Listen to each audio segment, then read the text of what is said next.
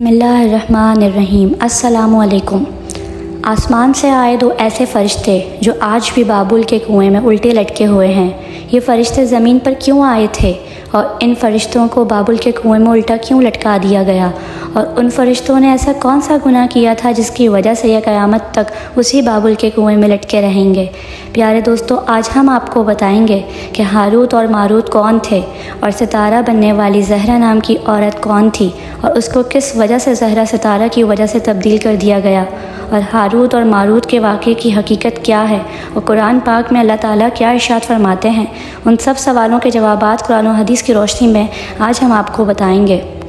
हज़रत इदरीस अलैहिस्सलाम के ज़माने में इंसान बहुत बदअमल हो गए थे, तो फ़रिश्तों ने बारगाह इलाही में अर्ज़ किया कि मौला, इंसान बहुत बदकार हैं और ये खिलाफत के लायक नहीं हैं, उन्हें माज़ूल कर दिया जाए, या कम अज़ कम खलीफा ये रहें और वज़ीर हम, ताकि हम उनके बिगड़े काम संभाल लें। रब्बे ताला का इरशाद हुआ कि उसको गुस्सा और शहूद दिया गया है जिससे ज़्यादा गुनाह करता है। अगर ये चीज़ें तुमको मिलें तो तुम भी गुनाह करने लगो। फ़रिश्ते बोले कि मौला करीम, हम तो गुनाह के पास भी ना जाएंगे, हुआ कितना ही गुस्सा और शहूद हो।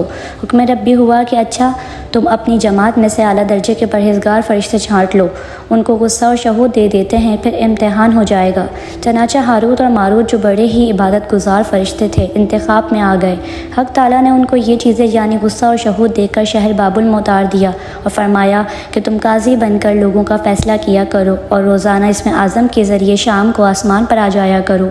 ये दोनों 1 महीने तक ऐसे ही आते जाते रहे। इतने अरसे में उनके अदल इंसाफ का आम चर्चा हो गया और बहुत मुकद्दमे उनके पास आने लगे। एक रोज़ एक नहायत हसीन और जमील औरत ने, जिसका नाम ज़हरा था, ये मुल्क फ़ारिस की रहने वाली थी, उसने अपने ख़ावंद के ख़िलाफ़ मुकदमा दायर किया। ये दोनों उसे देखते ही आशिक़ ज़ार हो गए और उससे बुरे काम की ख्वाहिश की। उसने कहा, मेरा दीन कुछ और है और आप लोगों का दीन कुछ और है, और इख्तलाफ होते हुए ये नहीं हो सकता। नेज़ मेरा शौहर बहुत गैरतमंद है, अगर उसे ख़बर लग गई तो मुझे कत्ल कर देगा, लिहाजा पहले तो आप मेरे बुत को सजदा करो और फिर मेरे शौहर को कत्ल करो, फिर मैं तुम्हारी और तुम मेरे।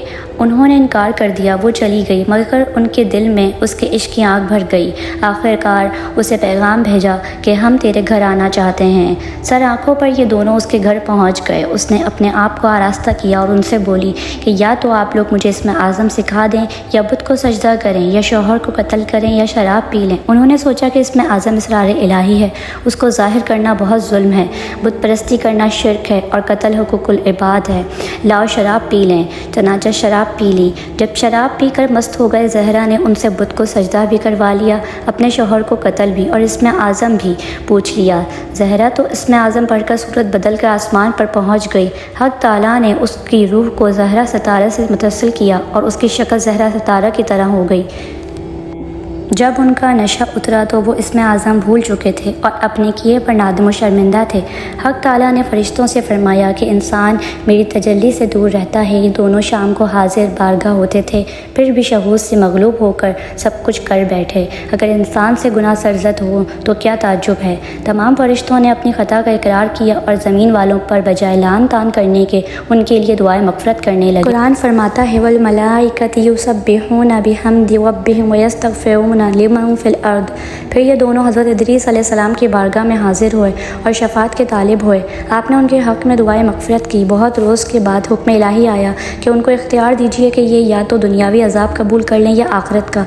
हज़रत इदरीस अलैहिस्सलाम ने उन्हें हुक्म इलाही पहुँचाया। उन्होंने अर्ज़ किया कि या नबी अल्लाह, दुनिया का अज़ाब फ़ानी और आखिरत का अज़ाब हमेशा रहने वाला है, हमको दुनियावी अज़ाब मंजूर है। चनाचा हक़ ताला ने फ़रिश्तों को हुक्म दिया कि उन दोनों को लोहे की ज़ंजीरों में जकड़ कर बाबुल के कुएं में औंधा लटका दें।